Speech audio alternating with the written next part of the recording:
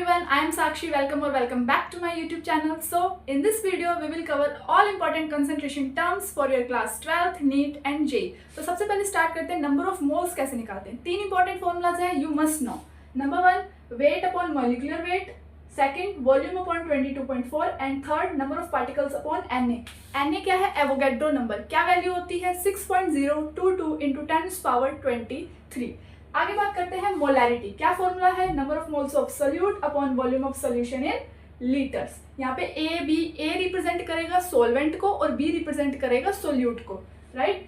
Another formula of molarity is 10xd upon molecular weight of solute. यहाँ पे D represent कर रहा है डेंसिटी को और एक्स रिप्रेजेंट कर रहा है परसेंटेज वेट बाय वेट को।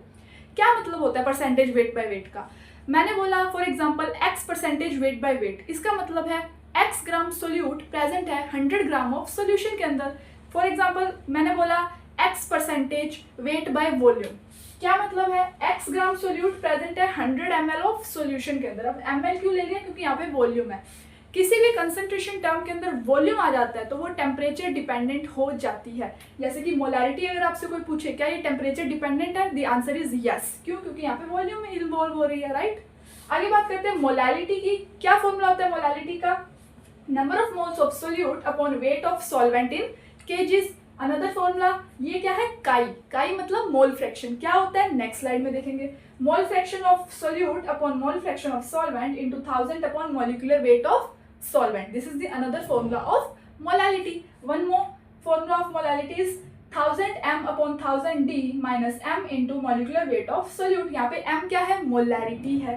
This is what molecular weight of solute और d क्या है? density है। I hope आपको समझ में आ गया होगा। अब आगे चलते हैं नेक्स्ट स्लाइड पर।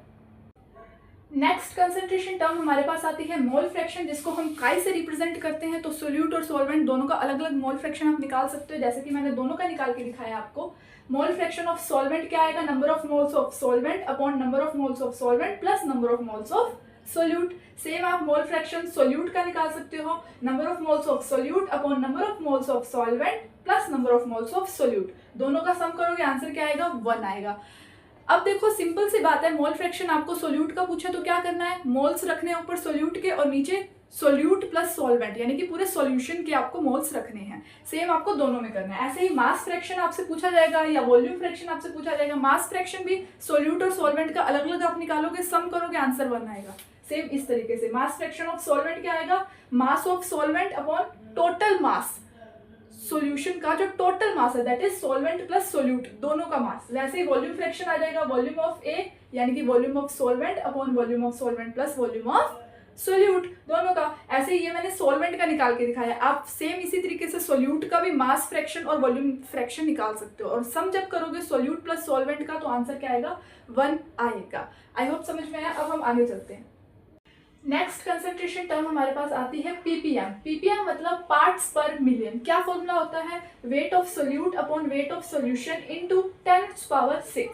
पीपीबी दैट इज पार्ट्स पर बिलियन। क्या फॉर्मूला होता है? Weight of solute upon weight of solution into 10⁹।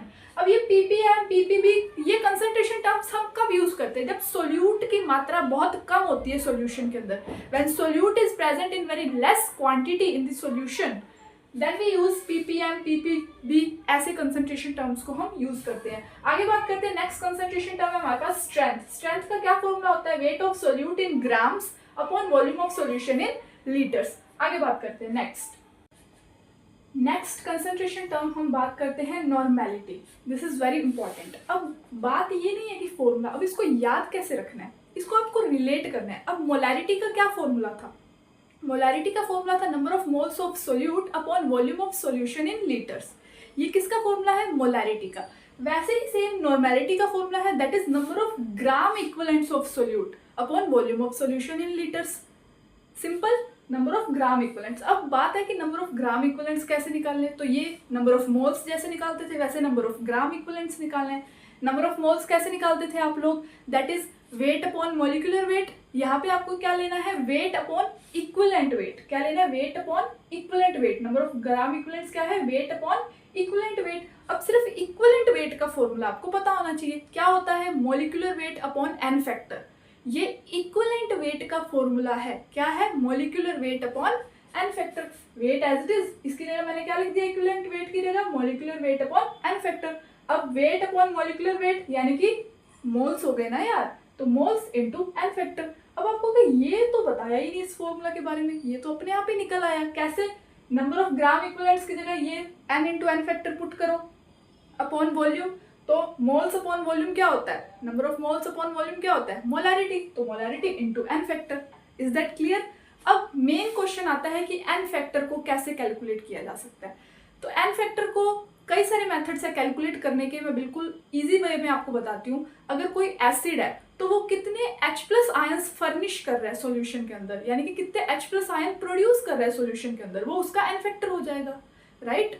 Base के लिए कितने वो OH नेगेटिव एनायन फर्निश कर रहा है सॉल्यूशन के अंदर, वो उसका एन फैक्टर हो जाएगा। सॉल्ट्स के केस में आपको चार्ज काउंट करना है, टोटल चार्ज, पॉजिटिव या नेगेटिव, दोनों इकट्ठे नहीं। ऐसा नहीं करना कि पॉजिटिव चार्ज काउंट किया, नेगेटिव किया और दोनों का सम कर दिया, नहीं, ऐसी गलती नहीं करनी है। या तो आप पॉजिटिव चार्ज उठा लो जिसको हम कैटायन बोलते हैं, या नेगेटिव उठा लो जिसको हम एनायन बोलते हैं, और जस्ट वो उसका एन फैक्टर हो जाएगा। इसको और अच्छे से एग्जाम्पल के साथ समझेंगे कि एन फैक्टर कैसे बताया जाता है। अब देखिए एग्जाम्पल देखिए, AlOH3 this is a base. तो कितने मैक्सिमम OH आयंस फर्निश हो सकते हैं सॉल्यूशन के अंदर, 3। एक भी हो सकता है, 2 भी हो सकते हैं, 3 भी हो सकते हैं, बट क्वेश्चन में कुछ नहीं गिवन तो हम मैक्सिमम मानकर चलेंगे। तो एन फैक्टर हमने लिख दिया 3 बिकॉज इट्स अ बेस। आगे बात करते हैं CaCl2 this is a salt. तो सॉल्ट में मैंने क्या बताया था, एन फैक्टर कैसे निकालना है, टोटल चार्ज देखना है, आइदर पॉजिटिव और negative into number of ions. जैसे इस केस में देखो, मैं दोनों तरीके से आपको बताती हूँ। अगर आप पॉजिटिव चार्ज देखोगे तो कैल्शियम पे 2+ है, तो एन फैक्टर क्या आ गया, 2 आ गया। अगर आप नेगेटिव चार्ज देखते हो तो Cl पे 1 होता है नेगेटिव चार्ज, -1 चार्ज होता है, लेकिन नंबर ऑफ आयंस भी तो 2 है Cl, तो 1 into 2 that is an factor क्या हो गया, 2 हो गया। चाहे आप पॉजिटिव चार्ज उठाओ या नेगेटिव उठाओ, आंसर सेम ही आएगा। बस आपको करना क्या है, या तो पॉजिटिव चार्ज उठाओ, नेगेटिव चार्ज उठाओ, इनटू नंबर ऑफ आयंस कर दो, वो सॉल्ट का एन फैक्टर हो जाएगा। अब एक बहुत फेमस एग्जांपल है, that is boric acid, H3BO3, N factor 1 होता है। बोरिक एसिड का एन फैक्टर क्या होता है, 1 होता है। क्यों? क्योंकि ये एक वीक एसिड है। You have to know this, right. अब जितने भी फॉस्फोरस वाले एसिड्स होते हैं ना, इनकी बहुत ही अच्छी ट्रिक होती है एन फैक्टर निकालने की। क्या है, आपको काउंट करना है नंबर ऑफ ऑक्सीजन एटम्स, उसमें से 1 माइनस कर देना है, वो उसका एन फैक्टर हो जाएगा। देखो जैसे H3PO4, ऑक्सीजन एटम्स कितने हैं, 4 -1 3, तो एन फैक्टर 3 है। ऑक्सीजन एटम्स 3 -1, एन फैक्टर कितना आ गया, 2 आ गया। और किसमें करना है, जिसमें फॉस्फोरस है, उन एसिड्स में आपको oxygen atoms, number of oxygen atoms -1 कर दोगे, एन फैक्टर निकल कर आ जाएगा। अब क्या होता है, जैसे मान लो ऐसा कोई कंपाउंड है AXBY, इसमें आपसे 2-3 चीजें पूछ लेते हैं कई बार, मास परसेंटेज बताओ, वॉल्यूम परसेंटेज बताओ। तो करना क्या है, बहुत सिंपल है। जैसे मैंने एग्जांपल दिया हुआ है, इसमें मान लो मास परसेंटेज आपसे पूछा है B का, तो आपको B का मास रखना है ऊपर इस कंपाउंड में, टोटल मास B का जितना है, नीचे टोटल मास इस कंपाउंड का टोटल मास इंटू 100 कर देना है, वो मास परसेंटेज आएगा। ये B का निकाला, ऐसे ही आप A का निकाल सकते हो, ऐसे ही आप वॉल्यूम परसेंटेज निकाल सकते हो A और B का, राइट। अब एक कंसंट्रेशन टर्म आती है फॉर्मेलिटी, ये कुछ भी नहीं है, फॉर्मेलिटी और मोलैरिटी सेम ही है, फॉर्मूला इनका सेम ही होता है, बट कंडीशन सिर्फ इतनी होती है जब कंपाउंड आयनिक होता है तब मोलैरिटी को ही हम फॉर्मेलिटी बोल देते हैं। आई होप आपको जितनी भी कंसंट्रेशन टर्म्स मैंने बताई हैं अच्छे से समझ में आ गई होंगी। Thank you so much for watching my video, subscribe for more such videos.